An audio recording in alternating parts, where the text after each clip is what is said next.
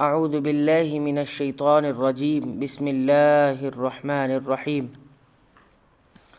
ان الذین آمنوا والذین ہادوا والصابئون والنصارى من آمن باللہ والیوم الآخر وعمل صالحا فلا خوف علیہم ولا هم یحزنون۔ مسلمان، یہودی، ستارہ پرست اور نصرانی کوئی ہو، جو بھی اللہ تعالیٰ پر اور قیامت کے دن پر ایمان لائے اور نیک عمل کرے، وہ محض بے خوف رہے گا اور بالکل بے غم ہو جائے گا۔ یہ وہی مضمون ہے جو سورہ بقرہ کی آیت 62 میں بیان ہوا ہے۔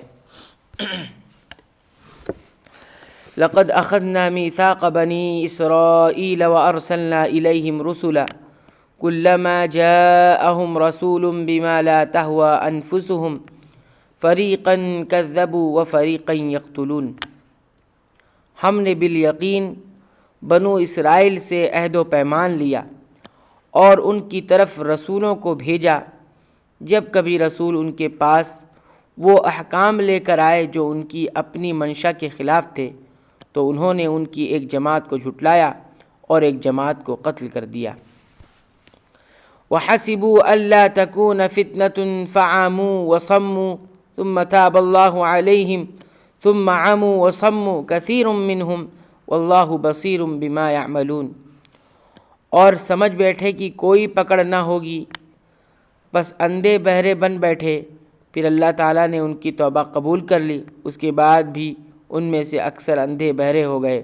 اللہ تعالیٰ ان کے اعمال کو بخوبی جانتا ہے۔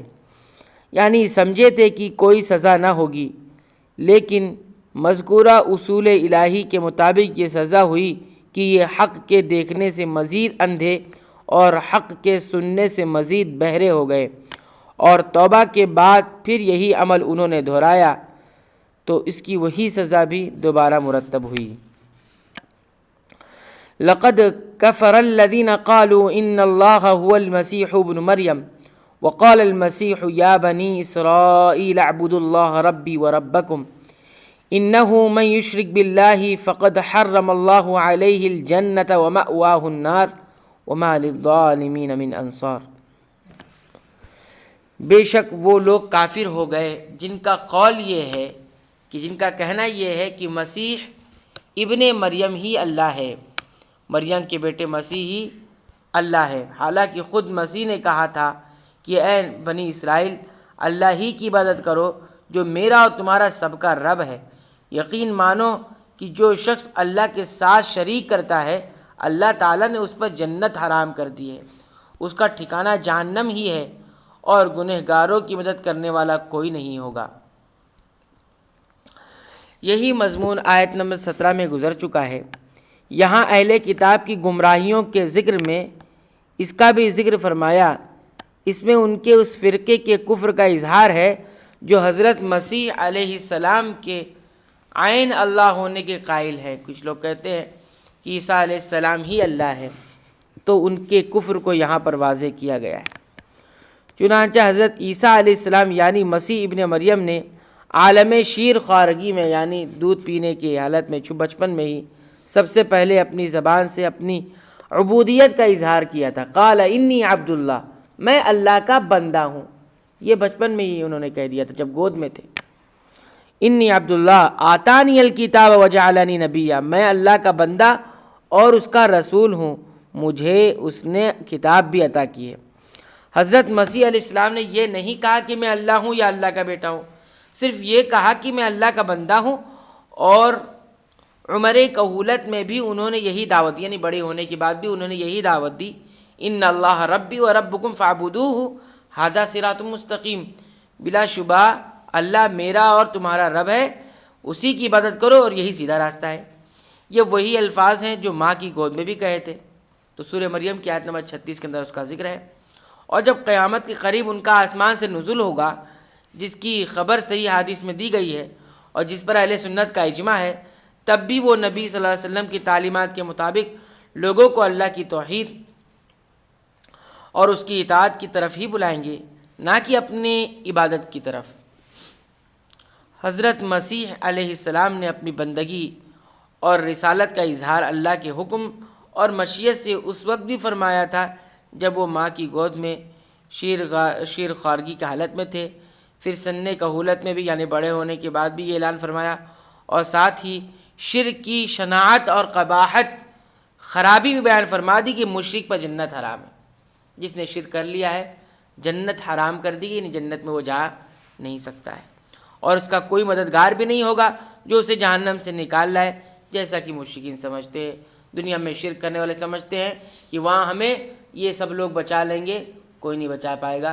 جس کی زندگی میں شرک آ گیا، اگر توبہ نہیں کیا، شرک سے نہیں باز آیا، تو کل قیامت کے دن اس کی مغفرت نہیں ہونے والی، جنت حرام ہے۔ لقد كفر الذين قالوا ان الله ثالث ثلاثة وما من اله الا اله واحد وان لم ينتهوا عما يقولون ليمسن الذين كفروا منهم عذاب الیم۔ وہ لوگ بھی قطعاً کافر ہو گئے جنہوں نے کہا اللہ تین میں سے تیسرا ہے، اللہ تین میں سے تیسرا ہے۔ دراصل اللہ تعالیٰ کے سوا کوئی معبود نہیں۔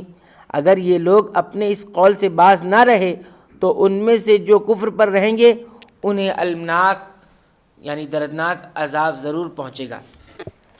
یہ عیسائیوں کے دوسرے فرقے کا ذکر ہے جو تین خداؤں کا قائل ہے، جن کو وہ اقالیم ثلاثہ کہتے ہیں۔ اقالیم ثلاثہ، تین خدا۔ ان کی تعبیر و تشریح میں اگرچہ خود ان کے مابین اختلاف ہے، تاہم صحیح بات یہی ہے کہ اللہ کے ساتھ انہوں نے حضرت عیسیٰ علیہ السلام اور ان کی والدہ حضرت مریم علیہ السلام کو بھی اللہ قرار دے دیا، جیسا کہ قرآن نے اس کی صراحت کی ہے۔ اللہ تعالیٰ قیامت والے دن حضرت عیسیٰ علیہ السلام سے پوچھے گا، اَأَنْتَ قُلْتَ لِلنَّاسِ اتَّخِذُونِي وَأُمِّيَ إِلَٰهَيْنِ مِن دُونِ اللَّهِ، کیا تو نے لوگوں سے کہا تھا کہ مجھے اور میری ماں کو اللہ کے سوا معبود بنا لینا؟ سورہ المائدہ آیت نمبر 112 میں۔ اس سے معلوم ہوا کہ عیسیٰ اور مریم علیہ السلام ان دونوں کو عیسائیوں نے اللہ بنایا، اور اللہ تیسرا اللہ ہوا جو ثالث ثلاثہ، تین میں کا تیسرا کہلایا۔ پہلے عقیدے کی طرح اللہ تعالیٰ نے اسے بھی کفر سے تعبیر فرمایا ہے۔ تو عیسائیوں کا ایک فرقہ یہ بھی ہے جو تین خداؤں کا قائل ہے، لیکن اس میں بھی اختلاف ہے کہ تین خدا کون سے ہیں، اس میں بھی ان لوگوں کے اختلاف ہے اسی فرقے میں۔ زیادہ تر یہ لوگ کہتے ہیں تین خدا سے مراد ایک اللہ ہو گئے، ایک مریم ہو گئی اور ایک حضرت عیسیٰ ہو گئے۔ تو یہاں پر انہی لوگوں کا رد کیا گیا ہے۔ افلا یتوبون الی اللہ ویستغفرونہ واللہ غفور الرحیم۔ یہ لوگ کیوں اللہ تعالیٰ کی طرف نہیں جھکتے اور کیوں استغفار نہیں کرتے؟ اللہ تعالیٰ بہت ہی بخشنے والا اور بڑا ہی مہربان ہے۔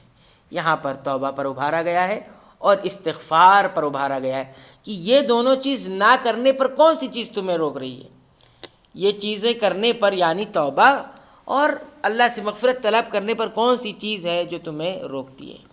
یہ بہت بڑی عبادت ہے جس پر اللہ تعالیٰ سوال انداز میں کہہ رہا ہے، افلا یتوبون الی اللہ ویستغفرون۔ اور اللہ کا معاملہ کیا ہے؟ واللہ غفور الرحیم۔